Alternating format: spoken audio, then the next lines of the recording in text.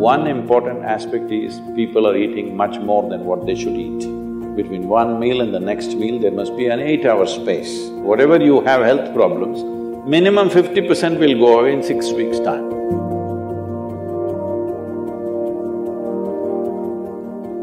Namaskaram, Sadguru.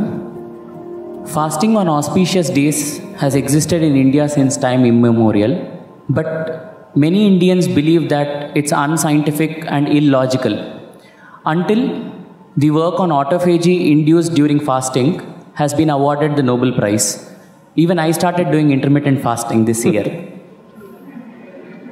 So why are such beneficial ancient practices being labeled orthodox and then immediately implemented once there is a Western approval?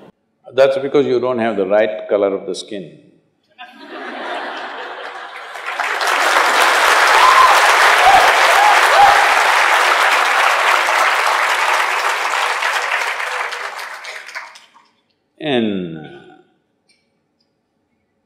I've been talking about this for 40 years, all right?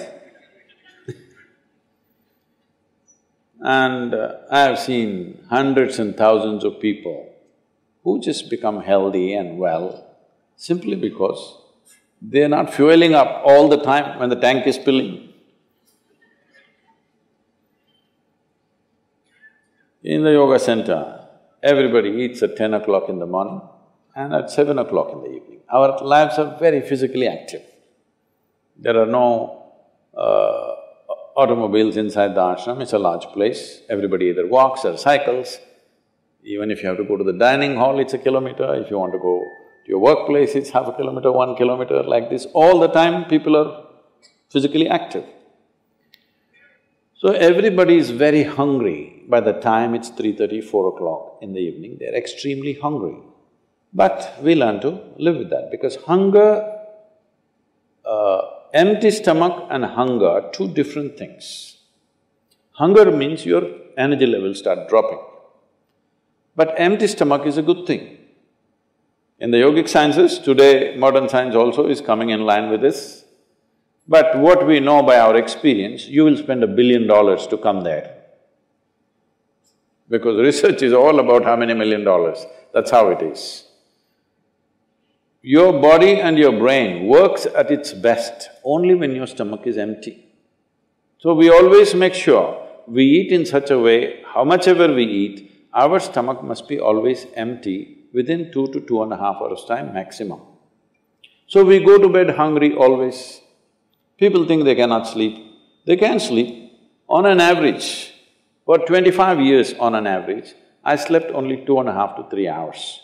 These days I'm getting little lazy and sleeping anywhere between 3.5 to 4.5 hours in spite of the level of travel that I have. When I say level of travel, if I say my level of travel in the next few days, you will fall off your chair. Yes? Should I tell you? No, not necessarily. Because in the next 10 days, I'm in 5 different countries doing I don't know how many events, all kinds of events.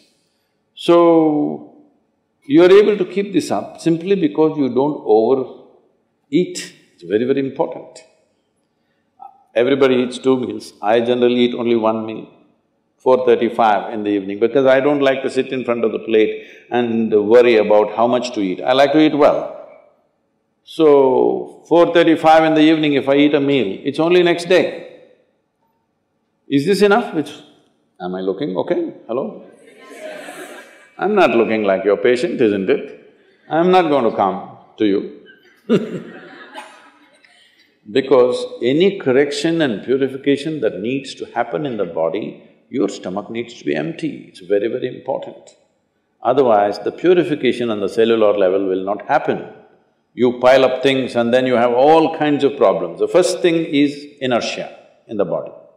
Inertia means there are many levels of inertia. If you don't notice all that, the amount of sleep that you have is inertia. All of you have come here to live or… Hello? To live, right? Not here, I'm saying into this life. You want to live or…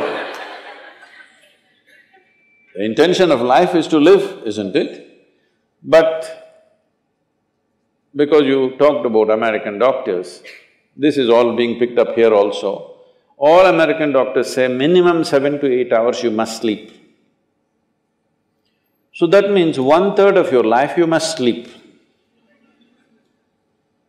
Another 2-3 hours, 4 hours goes in bath, toilet, eating, this, you know.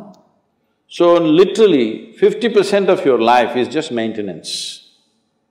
Suppose you have a vehicle, you have a motorcycle or a car, if it goes to service 1 day in a month, all right to keep it. If it goes to service 15 days in a month, this is a nuisance, isn't it so? Most people have made their systems into a nuisance because their own body is a big impediment in their life. Anything they want to do, their body will not allow them to do. So in this there are many aspects.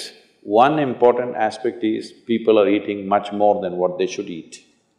Simply because they have been told, you must eat more, otherwise you will become weak, this, that. No, it is the way you keep your body. Today everybody is trying to work towards a fuel-efficient car, motorcycle, everything. This means what? If the machine runs smoothly, it'll consume less fuel, isn't it? So if you sit here and you are very much at ease, now it'll consume less fuel. If you like this all the time, then it'll consume more fuel, it'll want you to eat. Compulsiveness will come about this. So, this new name, intermittent eating you should see, in United States, people come to our programs will run 10 hours, 12 hours. So, but they will come with some biscuit and something else. They say, I have sugar intolerance, I have to eat. I tell them, you just be here, you're not going to die, I'll ensure, because I don't want anybody dead on my hands, all right? I'll make sure. You first day, no, I have to eat. By third day, they gave up all that. 12 hours without food they sat there, they're perfectly fine. See, health is not something you can do from outside. Health is something you have to do from within. From outside, when something goes wrong, you can seek some help. But all the time something is wrong with you, this means what? You're a faulty machine. Yes? All the time something is wrong with you, why? That's not how this is designed. This is designed for health. Every cell in your body is designed to create health, isn't it? They're all working hard to create health, except you. So, minimum 8 hours gap is what is recommended in yoga. Between one meal and the next meal, there must be an 8-hour space. If you do this, you will see half your problems of health, whatever you have health problems, minimum 50% will go away in 6 weeks' time. If you do certain other things which may right now seem little extreme to you, if you have a little yogic practice, something meditative within you, then you will see 90% of your problem will go off. 10% if it still persists, we can treat it. Now, it's become like this, the healthcare systems, especially where there is heavy insurance policies. People are eating and drinking all kinds of rubbish, go to the doctor and say, fix me. This is not how it works